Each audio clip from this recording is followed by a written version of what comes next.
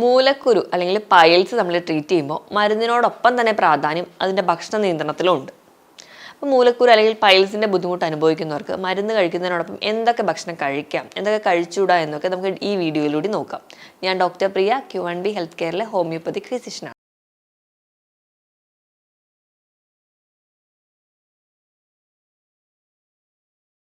മൂലക്കുരു അല്ലെങ്കിൽ പൈൽസ് എന്ന് പറയുന്നത് മലദ്വാരത്തിനകത്ത് അല്ലെങ്കിൽ മലദ്വാരത്തിൻ്റെ താഴ്ഭാഗത്ത് ഉണ്ടാകുന്ന സിരകൾ പുറത്തേക്ക് വീങ്ങി തള്ളി വരുന്ന കണ്ടീഷനാണ്. അത് ഒരുപാട് പേരെ അലട്ടുന്ന ഒരു പ്രശ്നം തന്നെയാണ്. അപ്പോൾ നമ്മൾ ട്രീറ്റ്മെൻറ്റ് സൈറ്റിലോട്ടൊക്കെ വരുന്നതിന് മുൻപ് അതിനകത്ത് എന്തൊക്കെ കാരണങ്ങളാണ് ഉണ്ടാവുന്നത്, അല്ലെങ്കിൽ എന്തൊക്കെയാണ് അതിൻ്റെ ലക്ഷണങ്ങളെന്ന് നോക്കാം. കാരണങ്ങൾ എന്ന് പറയുമ്പോൾ ആ ഒരു മലദ്വാരത്തിൻ്റെ ആ ഒരു ഏരിയയിൽ അധികമായിട്ടൊരു മർദ്ദം അല്ലെങ്കിൽ പ്രഷർ വരുന്നത് കൊണ്ടാണ്. അത് പല കാരണങ്ങൾ കൊണ്ടുവരാം. കണ്ടിന്യൂസ് ആയിട്ട് ഇരുന്ന് ജോലി ചെയ്യുന്ന ആൾക്കാർ, ഇപ്പോൾ IT പ്രൊഫഷണൽസ് അല്ലെങ്കിൽ ദീർഘദൂരം യാത്ര ചെയ്യുന്ന ഡ്രൈവർമാർ, അങ്ങനെയൊക്കെ ഉള്ളവർക്കാണെങ്കിൽ ഒരുപാട് നേരം ഇരിക്കുക, അപ്പോൾ അതൊരു പ്രഷർ കൊടുക്കുന്നുണ്ട്, അതിൻ്റെ ഭാഗമായിട്ട് വരാം. അമിതവണ്ണമുള്ളവർക്കാണെങ്കിലും അതൊരു കാരണമാണ്. നമുക്ക് കൃത്യം വ്യായാമമൊന്നുമില്ല, അതൊരു പ്രധാന കാരണമാണ്. അതോടൊപ്പം തന്നെ മലബന്ധം പോലെയുള്ള പ്രശ്നങ്ങൾ, കൃത്യമായിട്ടൊരു ടോയ്ലറ്റിൽ പോകാൻ വേണ്ടി ഒരു പ്രത്യേകം ഒരു പീരീഡ് ഇല്ല, നമുക്ക് ആ ഒരു മലബന്ധം ഉണ്ടെങ്കിൽ കറക്റ്റായിട്ട് മോഷൻ പോകുന്നില്ല എന്നുള്ളത് കൊണ്ടും പൈൽസ് ഉണ്ടാവാനുള്ള ചാൻസ് ഉണ്ട്.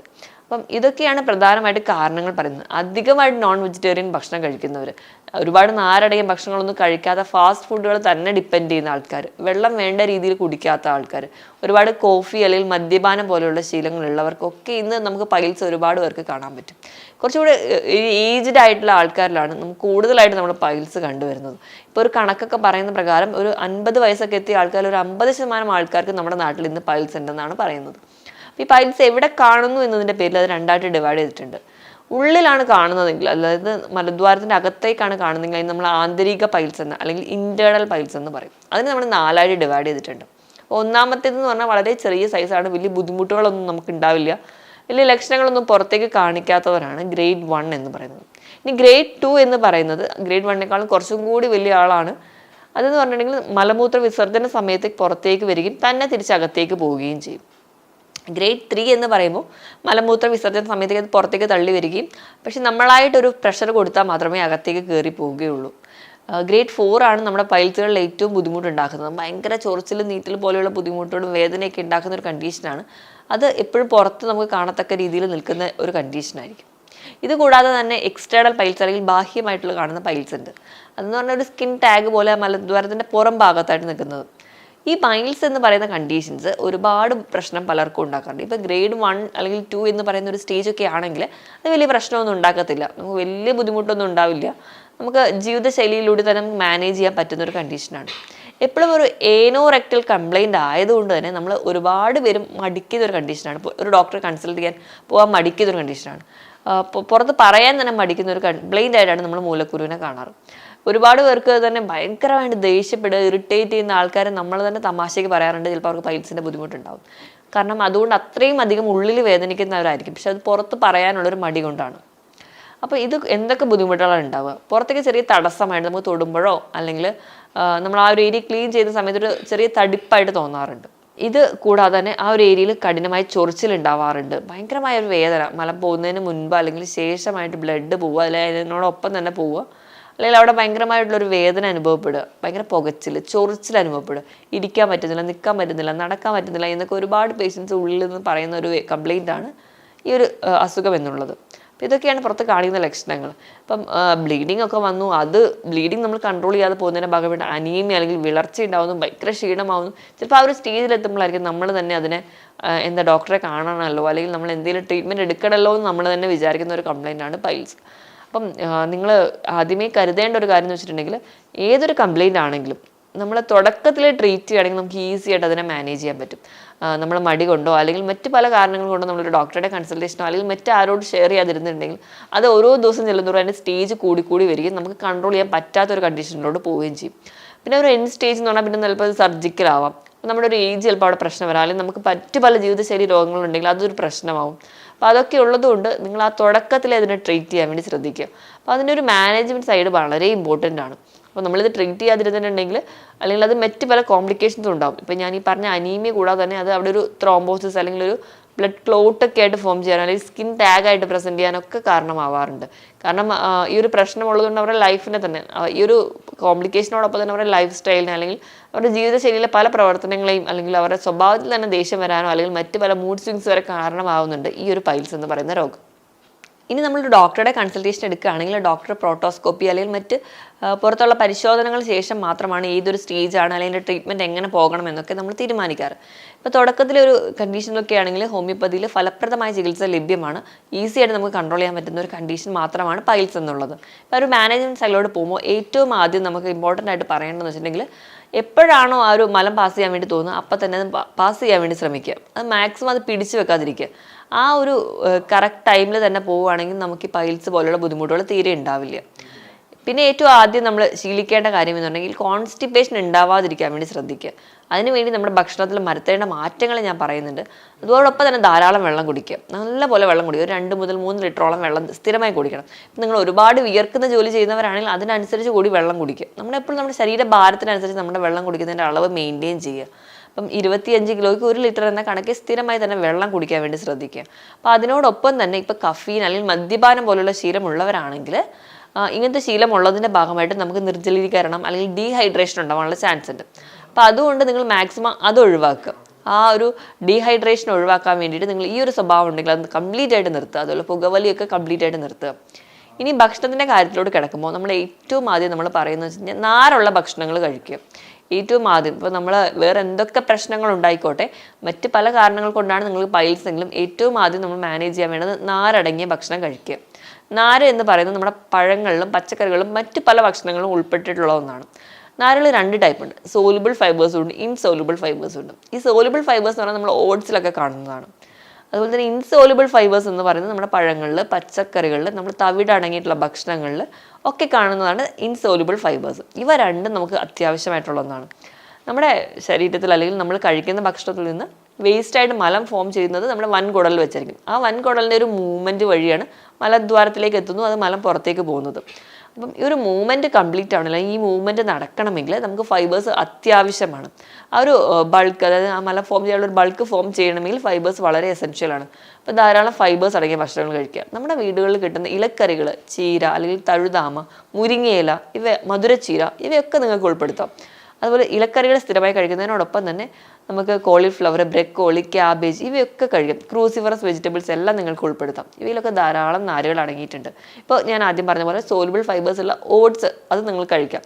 ഓട്സ് ഒക്കെ കഴിക്കുമ്പം നിങ്ങൾ മാക്സിമം ഉപ്പുമാവൊക്കെ ആക്കിയിട്ട് കഴിക്കുകയാണെങ്കിൽ ധാരാളം പച്ചക്കറികൾ കൂടി ആഡ് ചെയ്യാൻ പറ്റും. അപ്പം അതും നിങ്ങൾക്ക് വളരെ ഗുണം ചെയ്യും. അതുപോലെ തന്നെ വേരുകളിൽ ആയിട്ടുള്ള ഫ്രൂട്ട്സ് അല്ലെങ്കിൽ കിഴങ്ങ് വർഗ്ഗങ്ങൾ, ക്യാരറ്റ്, ബീട്രൂട്ട്, മധുരക്കിഴങ്ങ്, പൊട്ടേറ്റോ ഇവയൊക്കെ നിങ്ങൾക്ക് ഉൾപ്പെടുത്താൻ പറ്റും. ഇവയൊക്കെ നിങ്ങൾക്ക് ഒരു പരിധി വരെ നിങ്ങൾക്ക് മലബന്ധം പോലുള്ള പ്രശ്നങ്ങളും അതുപോലെ തന്നെ നിങ്ങൾക്ക് ഈ ഒരു പൈൽസിൻ്റെ ബുദ്ധിമുട്ടുകളും മാറ്റാൻ പറ്റുന്നതാണ്. ഇപ്പോൾ പഴവർഗ്ഗങ്ങളുടെ കേസ് എടുക്കുകയാണെങ്കിൽ പേരയ്ക്ക, ആപ്പിള്, മുന്തിരി ഇവയൊക്കെ നിങ്ങൾക്ക് കഴിക്കാവുന്നതാണ്. അപ്പം നമുക്ക് പേരയ്ക്കൊക്കെ ആണെങ്കിൽ നമ്മുടെ വീട്ടിലൊക്കെ കിട്ടുന്നതായതുകൊണ്ട് തന്നെ നമുക്ക് ധൈര്യമായിട്ട് തൊലി അടക്കം തന്നെ കഴിക്കാം. അതാണ് ഏറ്റവും നല്ലത്. ഇപ്പം മറ്റ് പഴവർഗ്ഗങ്ങളൊക്കെ ആണെങ്കിൽ ആപ്പിളൊക്കെ ആണെങ്കിൽ നല്ലപോലെ ക്ലീൻ ചെയ്ത് തൊലി അടക്കം കഴിക്കുകയാണെങ്കിൽ കുറച്ചും കൂടി നല്ലതാണ്. അപ്പോൾ നിങ്ങൾ മാക്സിമം ഈ പഴവർഗ്ഗങ്ങൾ കഴിക്കുമ്പോൾ ശ്രദ്ധിക്കേണ്ടതെന്ന് വെച്ചിട്ടുണ്ടെങ്കിൽ കട്ട് ചെയ്ത് കഴിക്കാൻ വേണ്ടി ശ്രദ്ധിക്കുക. ഒരിക്കലും ജ്യൂസാക്കി കഴിക്കാതിരിക്കാൻ വേണ്ടി ശ്രദ്ധിക്കുക. പപ്പായ അല്ലെങ്കിൽ മറ്റ് നമ്മുടെ പരിസരത്തൊക്കെ കിട്ടുന്ന അല്ലെങ്കിൽ സീസണൽ ആയിട്ടുള്ള എല്ലാ ഫ്രൂട്ട്സുകളും നിങ്ങൾക്ക് കഴിക്കാം. ഏത്തപ്പഴം സ്ഥിരമായി കഴിക്കുന്നുണ്ടെങ്കിൽ അതും ഒന്ന് കുറച്ചാൽ മാത്രം മതി. ഇനി പച്ചക്കറികളിൽ ഏറ്റവും ഇമ്പോർട്ടൻ്റ് ആണ് നമ്മുടെ ബീൻസ് എന്ന് പറയുന്നത്. ബീൻസ് നിങ്ങൾക്ക് ഒരു പരിധി വരെ നമ്മുടെ മലദ്വാരത്തിന് ചുറ്റും ഉണ്ടാകുന്ന വീക്കവും അല്ലെങ്കിൽ അവിടെ ഉണ്ടാകുന്ന നീർക്കെട്ടുകളൊക്കെ കുറയ്ക്കുന്നു. അതുകൊണ്ട് തന്നെ ആ ഒരു പൈൽസ് ഉണ്ടാക്കുന്നതിനായ പല പ്രശ്നങ്ങളും മാറി കിട്ടുന്നുണ്ട്. അപ്പോൾ ഇവ സ്ഥിരമായിട്ട് കഴിക്കാൻ വേണ്ടി ശ്രദ്ധിക്കുക. ഇനി ഇന്ന് വരെ ഫൈബേഴ്സ് തീരെ കഴിക്കാത്ത ഒരാൾക്കാരാണെങ്കിൽ നാളെ തൊട്ട് എന്നാൽ ഞാൻ ഫൈബേഴ്സ് എല്ലാം കൂടി കഴിക്കാമെന്ന് കരുതരുത്. അപ്പോൾ അങ്ങനെ കഴിച്ചു കഴിഞ്ഞാൽ നമ്മുടെ ഭക്ഷണം ദഹിക്കാൻ വളരെ ബുദ്ധിമുട്ടുണ്ടാവും. അപ്പോൾ നിങ്ങൾ ചെയ്യേണ്ടതെന്ന് വെച്ചാൽ കുറഞ്ഞ അളവിൽ ആദ്യം ഫൈബേഴ്സ് കഴിക്കുക. നമ്മുടെ ഡൈജഷൻ പ്രോപ്പർ ആണെന്ന് ഉറപ്പ് വരുത്തിയതിന് ശേഷം മാത്രം അതിൻ്റെ അളവ് കൂട്ടിക്കൊണ്ടുവരും. ഒരു ദിവസം ഒരു 25 മുതൽ 30 ഗ്രാം വരെ നിങ്ങൾക്ക് ഫൈബേഴ്സ് കഴിക്കാവുന്നതാണ്. അപ്പോൾ 2 നേരം ഇലക്കറികളായിട്ടോ 1 നേരം ഫ്രൂട്ട്സ് ആയിട്ടോ ഒക്കെ നിങ്ങൾ കഴിക്കുകയാണെങ്കിൽ ധാരാളം ഫൈബേഴ്സ് നിങ്ങളുടെ ശരീരത്തിൽ എത്തുന്നുണ്ട്. അപ്പം നിങ്ങൾ ഫൈബേഴ്സ് കഴിക്കുമ്പോൾ കൃത്യമായി ദഹിച്ചില്ലെങ്കിൽ അത് ഒരുപാട് ഗ്യാസ് ഫോർമേഷൻ ഉണ്ടാവാനുള്ള കാരണമുണ്ട്. അതുപോലെ തന്നെ നല്ലപോലെ ചവച്ചരച്ച് കഴിക്കുക. ഭക്ഷണം കഴിക്കുന്നതിനോടൊപ്പം നിങ്ങൾ വെള്ളം കുടിക്കാതിരിക്കുക. അതും നിങ്ങൾക്ക് ഗ്യാസ് ഉണ്ടാവാനുള്ള കാരണമാവും. അപ്പം ഫൈബേഴ്സ് കഴിക്കുമ്പോൾ ഈ കാര്യങ്ങളൊക്കെ ശ്രദ്ധിക്കുക. അതിനോടൊപ്പം തന്നെ നിങ്ങൾ നല്ലപോലെ ഭക്ഷണം ഫൈബർ അടങ്ങിയ ഭക്ഷണങ്ങൾ കഴിക്കുക. വാഴച്ചുണ്ട്, വാഴപ്പിണ്ടി, ഇപ്പോൾ ഫ്രൂട്ട്സിൻ്റെ കേസിലാണെങ്കിൽ ഓറഞ്ച്, ഇതിലൊക്കെ ഒരുപാട് നാരുകൾ അടങ്ങിയിട്ടുണ്ട്. ഇവയൊക്കെ സ്ഥിരമായിട്ട് കഴിക്കാൻ വേണ്ടി ശ്രദ്ധിക്കുക. ഇനിയിപ്പോൾ ധാന്യങ്ങളുടെ കേസ് എടുക്കുകയാണെങ്കിൽ നമ്മൾ ചോറുണ്ടാക്കുന്നത് മാക്സിമം കുത്തരി കൊണ്ട് ഉപയോഗിക്കുക. അപ്പോൾ അവിടെയും ധാന്യങ്ങൾ നിങ്ങൾക്ക് കിട്ടും. അതുപോലെ തന്നെ പയറ്, കടല, പരിപ്പ് ഇവയിലൊക്കെ ഒരുപാട് ഫൈബേഴ്സ് അടങ്ങിയിട്ടുണ്ട്. അപ്പോൾ അവയും നിങ്ങൾക്ക് ലഭിക്കുന്നതായിരിക്കും. ഇനിയിപ്പം ഏറ്റവും കൂടുതൽ ആൾക്കാർക്ക് ഡൗട്ടുള്ളതാണ് ഈ നോൺ വെജ് കഴിക്കാവോ എന്നുള്ളത്. നോൺ വെജ് കഴിച്ചാൽ ഒരുപാട് പേര് പറയുന്നതാണ് കോഴി കഴിക്കാൻ പാടില്ല, കോഴി ഇറച്ചി, കോഴി മുട്ടയൊന്നും കഴിച്ചുകൂടാ, അതിന് പകരം നിങ്ങൾക്ക് താറാവ് കഴിച്ചു കഴിഞ്ഞാൽ കുഴപ്പമില്ല എന്നുള്ളത്. അതുപോലെ തന്നെ പല ഒറ്റമൂലികളും താറാവ് മുട്ട കൊണ്ട് കഴിച്ചു കഴിഞ്ഞിട്ടുണ്ടെങ്കിൽ നിങ്ങൾക്ക് പൈൽസ് കംപ്ലീറ്റ് ആയിട്ട് മാറാൻ പറ്റും എന്നൊക്കെ ഒരുപാട് പേരുടെ വാദങ്ങളുണ്ട്. അപ്പം അതിനെക്കുറിച്ച് നമുക്കൊന്ന് നോക്കാം. ഇപ്പം നോൺ വെജിറ്റേറിയൻ ഫുഡിൻ്റെ കേസിലെടുക്കുകയാണെങ്കിൽ നിങ്ങൾ ചെറിയ മത്സ്യങ്ങൾ കഴിക്കാവുന്നതാണ്. അത് നിങ്ങൾ മാക്സിമം കറി വെച്ച് കഴിക്കാൻ വേണ്ടി ശ്രദ്ധിക്കുക. വലിയ മത്സ്യങ്ങൾ ഇപ്പോൾ നെയ്മീൻ പോലെയുള്ളവ, അതുപോലെ തന്നെ ഷെൽ ഫിഷ്, കക്ക, ഞണ്ട്, കൊഞ്ച് ഇവയൊക്കെ മാക്സിമം കുറയ്ക്കാൻ വേണ്ടി ശ്രദ്ധിക്കുക. അതുപോലെ നിങ്ങൾ കഴിക്കാതിരിക്കുന്നതാണ് ഏറ്റവും നല്ലത്. ബാക്കി മീനുകളൊക്കെ നിങ്ങൾക്ക് കഴിക്കാം. ഇനി ഇറച്ചിയുടെ കേസ് എടുക്കുകയാണെങ്കിൽ ഒരു തരത്തിലുള്ള നോൺ വെജ് നിങ്ങൾക്ക് നല്ലതല്ല. അതിപ്പോൾ താറാവ് ഇറച്ചി ആയിക്കോട്ടെ, കോഴി ഇറച്ചി ആയിക്കോട്ടെ, അത് നിങ്ങൾക്ക് നല്ലതല്ല. അത് നിങ്ങൾക്ക് നല്ലതല്ല എന്ന് പറയുന്നതിന് കാരണം ഇവയിൽ തീരെ നാരടങ്ങിയിട്ടില്ല. ഒട്ടും നാരടങ്ങാത്തത് കൊണ്ടാണ് ഈ നോൺ വെജിറ്റേറിയൻ ഫുഡ് കഴിക്കേണ്ട എന്ന് പറയുന്നത്. അതോടൊപ്പം തന്നെ ഇവയിൽ കൊഴുപ്പ് കുറച്ച് കൂടുതലാണ്. അതുകൊണ്ടാണ് നമ്മൾ ആ ഒരു നോൺ വെജിറ്റേറിയൻ ഫുഡ് കഴിക്കേണ്ട എന്ന് പറയുന്നത്. ഇപ്പം നിങ്ങൾക്ക് എന്തെങ്കിലും ഒരു തരത്തിൽ ഇപ്പം അത് കഴിക്കണമെന്ന് ആഗ്രഹമുണ്ടെങ്കിൽ നിങ്ങൾക്ക് കഴിക്കാവുന്നതാണ്. പക്ഷേ അത് കഴിക്കുന്നതിനോടൊപ്പം അതിനെ ബാലൻസ് ചെയ്യുന്ന രീതിയിൽ നിങ്ങൾ ഫൈബർ അടങ്ങിയ ഭക്ഷണങ്ങൾ സാലഡായിട്ടോ അല്ലെങ്കിൽ മറ്റേതെങ്കിലും തരത്തിൽ കഴിക്കേണ്ടതാണ്. ഇപ്പം നിങ്ങൾ ഒരുപാട് ഉള്ളിയൊക്കെ കഴിക്കുക, അങ്ങനെയൊക്കെയാണ് നിങ്ങൾ കഴിക്കുന്നതെങ്കിൽ നിങ്ങൾക്ക് കഴിക്കാവുന്നതാണ്. മാക്സിമം നാടൻ കോഴി അല്ലെങ്കിൽ ആ ഒരു ടൈപ്പ് ഓഫ് കാറ്റഗറി ഫുഡുകൾ മാക്സിമം ഒഴിവാക്കുക. കുറച്ചും കൂടി കമ്പയർ ചെയ്യുമ്പോൾ ബ്രോയിലർ ആണ് കുറച്ചും കൂടി നല്ലത്. കാരണം അതിൽ കുറച്ചും കൂടി ജലാംശമുണ്ട്.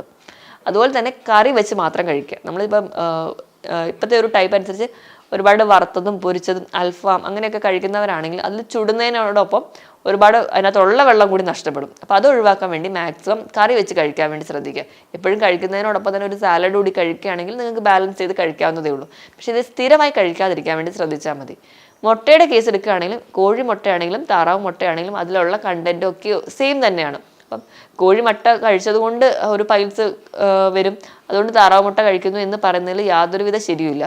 അപ്പോൾ നിങ്ങൾ ഒഴിവാക്കുകയാണെങ്കിൽ രണ്ടും ഒഴിവാക്കേണ്ടതാണ്. പിന്നെ നിങ്ങൾക്ക് വല്ലപ്പോഴും ഇങ്ങനെയൊക്കെ കഴിക്കുമ്പോൾ നിങ്ങൾ ശ്രദ്ധിക്കേണ്ടതെന്ന് പറഞ്ഞിട്ടുണ്ടെങ്കിൽ അതിനനുസരിച്ച് ഫൈബേഴ്സ് കൂടി കഴിച്ചാൽ മതി. ഇനി പലർക്കും ഉള്ളൊരു ഡൗട്ടാണ് ബീഫ് കഴിക്കാവോ എന്നുള്ളത്. ഈ ബീഫ് എന്ന് പറയുന്ന ഒരു അലർജിക് പ്രോട്ടീനാണ്. അപ്പം നമ്മുടെ മലദ്വാരത്തിന് ചുറ്റിലും എന്തെങ്കിലും നീർക്കെട്ടോ അങ്ങനത്തെ അസ്വസ്ഥതകളൊക്കെ ഉണ്ടെങ്കിൽ ബീഫ് കഴിച്ചാൽ അത് വീണ്ടും കൂടുകയുള്ളൂ. അപ്പം നിങ്ങൾ ഏതായാലും റെഡ് മീറ്റ് ആയാലും വൈറ്റ് മീറ്റ് ആയാലും കംപ്ലീറ്റ്ലി ഒഴിവാക്കുക. പകരം ഫൈബേഴ്സ് കുറച്ച് കഴിക്കുകയാണെങ്കിലാണ് ഏറ്റവും നല്ലത്. ഇത് നിങ്ങൾ അങ്ങനെ കഴിക്കാൻ വേണ്ടി ശ്രദ്ധിക്കുക. ഇനി ഒരുപാട് പേരുടെ ഡൗട്ടാണ് ബാക്കി എന്തൊക്കെ ഭക്ഷണത്തിൽ മാറ്റങ്ങൾ വരുത്തണം എന്നുള്ളത്. അപ്പോൾ അത് നോക്കിക്കഴിഞ്ഞിട്ടുണ്ടെങ്കിൽ നമ്മൾ ബിസ്ക്കറ്റ്, ഹൈ പ്രോസസ്ഡ് ഭക്ഷണങ്ങൾ അല്ലെങ്കിൽ കുക്കീസ് ഇങ്ങനത്തെ ചില ഫുഡുകൾ ടിന്നിലും ക്യാനിലൊക്കെ ഉള്ള ഭക്ഷണങ്ങളാണ് കുട്ടികൾക്ക് കൊടുക്കുന്നതെങ്കിൽ അത് കുട്ടികൾക്ക് മലബന്ധം ഉണ്ടാക്കിയും അത് അവർക്ക് ഭാവിയിൽ പൈൽസിന് കാരണമാകും. അപ്പോൾ അങ്ങനത്തെ ഒരു ഭക്ഷണങ്ങളൊക്കെ ഉണ്ടെങ്കിൽ അത് മാക്സിമം ഒഴിവാക്കുക. മദ്യപാനം നിർത്തുന്നത് വഴി നമ്മുടെ ശരീരത്തിലെ ഡീഹൈഡ്രേഷൻ മാറ്റാൻ പറ്റും. അതുപോലെ തന്നെ മദ്യം കുടിക്കുന്നുണ്ടെങ്കിൽ അത് നമ്മുടെ മലദ്വാരത്തിന് ചുറ്റും ഉണ്ടാക്കുന്ന നീർക്കെട്ടുകൾ ഉണ്ടാവാനുള്ള ചാൻസ് കൂടുതലാണ്. അപ്പം നിങ്ങൾ ആ ഒരു ശീലം ഉണ്ടെങ്കിൽ അത് കംപ്ലീറ്റ്ലി ഒഴിവാക്കും. അപ്പം കറികളൊക്കെ കഴിക്കുമ്പോൾ ഈ നോൺ വെജ് കഴിക്കണ്ട എന്ന് പറയുന്നതിന് മറ്റൊരു കാരണം എന്ന് പറഞ്ഞാൽ ഒരുപാട് മസാലകളും എരിവും ഒക്കെ ആ കറികളിൽ ഉണ്ടാവാറുണ്ട്. അതുകൊണ്ട് കൂടിയാണ് അത് നമ്മുടെ ആ രക്തത്തിൻ്റെ ഏരിയയിൽ നീർക്കെട്ട് ഉണ്ടാക്കാനുള്ള ചാൻസ് വളരെ കൂടുതലാണ്. കുരുമുളകിൻ്റെ ഉപയോഗം കുറയ്ക്കുക. അതുപോലെ തന്നെ കറികളൊക്കെ വറുത്തരച്ച് ഉണ്ടാക്കുന്ന കറികളാണ് മാക്സിമം ഒഴിവാക്കേണ്ടതാണ്. മാക്സിമം ആ ഒരു മൈൽഡായിട്ടുള്ള ഫ്ലേവറിൽ ഭക്ഷണം കഴിക്കും. ഒരുപാട് എരിവും മസാലയും ചെറിയ നീർക്കെട്ടുകളൊക്കെ ആ ഒരു രക്തത്തിൻ്റെ ഏരിയയിലുണ്ടായാൽ അത് കൂട്ടുന്നതായിട്ട് കാണാൻ പറ്റും. ഇതൊക്കെയാണ് പ്രധാനമായും ഭക്ഷണത്തിൽ വരുത്തേണ്ട മാറ്റങ്ങൾ. പിന്നെ നമ്മൾ ധാരാളം വെള്ളം കുടിക്കാൻ വേണ്ടി ഉറപ്പുവരുത്തുക. അതോടൊപ്പം തന്നെ കൃത്യമായിട്ടൊരു വ്യായാമം വേണം. കൃത്യമായിട്ടൊരു വ്യായാമം ഉണ്ടെങ്കിൽ നമുക്ക് ഈ ബാത്റൂമിൽ പോകുന്നു അല്ലെങ്കിൽ മോഷൻ ടോയ്ലറ്റിൽ പോകുന്നതൊക്കെ ഒരു റെഗുലർ ഒരു ബയോളജിക്കൽ ക്ലോക്കായിട്ട് നടക്കുന്നത് കാണാം. രാവിലെ എണീക്കുമ്പോൾ ബോഡി നല്ലപോലെ ഒന്ന് സ്ട്രെച്ച് ചെയ്ത് എണീക്കുക. അപ്പോൾ നമ്മുടെ ആ ഒരു രാവിലെ എണീക്കുമ്പോൾ തന്നെ കുറച്ചുകൂടെ ഫ്രഷ് ഫീലിങ്ങോ അല്ലെങ്കിൽ നമ്മുടെ എല്ലാ അവയവങ്ങൾക്കുള്ള ഒരു ബ്ലഡ് സപ്ലൈ കറക്റ്റായിട്ട് നടക്കും. അപ്പോൾ നമുക്ക് രാവിലെ എണീക്കുമ്പോൾ തന്നെ ആ മോഷൻ പോകുന്നതൊക്കെ കറക്റ്റായിട്ട് നടക്കും. രാവിലെ എണീക്കുമ്പോൾ തന്നെ ഒരു 2 ഗ്ലാസ് വെള്ളമെങ്കിലും വെറും വയറ്റിൽ തന്നെ കുടിക്കാൻ വേണ്ടി ശ്രദ്ധിക്കുക. ഇതൊക്കെ ചെയ്യുകയാണെങ്കിൽ രാവിലെ തന്നെ നിങ്ങൾ മോഷൻ പാസ് ചെയ്യാനും അതുകൊണ്ട് തന്നെ നമുക്ക് ഈ പറയത്തക്ക ബുദ്ധിമുട്ടുകൾ ഉണ്ടാവാതിരിക്കാനും സഹായിക്കും. ഇനി പൈൽസിൻ്റെ ബുദ്ധിമുട്ട് എന്തെങ്കിലും ഉള്ളവരാണെങ്കിൽ നമുക്ക് വീട്ടിൽ തന്നെ ചെയ്യാവുന്ന ചെറിയ ടിപ്സ് നോക്കാം. ഒന്നാമതായിട്ട് സീഡ്സ് ബാത്ത്. അതിനായിട്ട് ഒരു ബേസിൽ ഇളം ചൂടുവെള്ളം എടുക്കുക. അതിലേക്ക് ഒരു നുള്ളി ഇപ്സം സോൾട്ട് അല്ലെങ്കിൽ ഇന്ദുപ്പ് അല്ലെങ്കിൽ നിങ്ങൾക്ക് പൊട്ടാസ്യം പെർമാംഗനേറ്റോ ഒലിവ് ഓയിലോ ആഡ് ചെയ്യാം. വളരെ കുറഞ്ഞ അളവിൽ മാത്രം ആഡ് ചെയ്യുക. എന്നിട്ട് നമ്മൾ ആ വെള്ളത്തിൽ ഇരിക്കുക. നമ്മുടെ അടിവയറ് തൊട്ട് വെള്ളത്തിൽ മുങ്ങിയിരിക്കത്തക്ക രീതിയിൽ നിങ്ങൾ ഇരിക്കുക. അങ്ങനെ ഒരു 10 മുതൽ 15 മിനിറ്റ് വരെയെങ്കിലും ചെയ്യുകയാണെങ്കിൽ ഒരു 1-2 തവണ ഒരു ദിവസമെങ്കിലും ചെയ്യുകയാണെങ്കിൽ നിങ്ങൾക്ക് ആ ഒരു ഏരിയയിൽ ഉണ്ടാകുന്ന പല ഇറിറ്റേഷൻസും മാറുന്നതായിട്ട് കാണാം. ഇനി രണ്ടാമതായിട്ട് ആ ഒരു ഏരിയയിൽ നല്ല വീക്കം നീർക്കെട്ടൊക്കെ ഉണ്ടെങ്കിൽ ഐസ് പാക്ക് വെക്കുക. മൂന്നാമതായിട്ട് നിങ്ങൾക്ക് അലോവേരയുടെ ജെല്ല് അതൊരു തുണിയിൽ പൊതിഞ്ഞിട്ടോ അല്ലെങ്കിൽ അത് ഡയറക്റ്റ് ആയിട്ട് ആ ഒരു ഏരിയയിൽ പുരട്ടുന്നത് ഒരു പരിധി വരെ അവിടെ ഉണ്ടാകുന്ന ബേണിങ്ങും അല്ലെങ്കിൽ മറ്റ് പല അസ്വസ്ഥതകളും കുറയുന്നതായിട്ട് കാണാം. ഞാൻ ഈ പറഞ്ഞ രീതിയിൽ നിങ്ങൾ ഭക്ഷണം നിയന്ത്രിക്കുക, ഈ പറഞ്ഞ ചെറിയ ചെറിയ ടിപ്സ് ഫോളോ ചെയ്യുക, അതിനോടൊപ്പം തന്നെ കൃത്യമായൊരു മെഡിക്കൽ ട്രീറ്റ്മെൻറ്റ് ഉണ്ടെങ്കിൽ കംപ്ലീറ്റ് ആയിട്ട് മാറ്റാൻ പറ്റുന്ന ഒരു കണ്ടീഷൻ മാത്രമാണ് പൈൽസ് എന്നുള്ളത്. ഞാൻ ഈ പറഞ്ഞ കണ്ടീഷൻസിൽ എന്തെങ്കിലുമൊക്കെ ഡൗട്ടുകൾ ഉണ്ടെങ്കിൽ നിങ്ങൾ താഴെ കാണുന്ന നമ്പറിൽ കോൺടാക്ട് ചെയ്യുക. മറ്റൊരു ഹെൽത്ത് ടോപ്പിക്കുമായിട്ട് വീണ്ടും കാണുന്നത് വരെ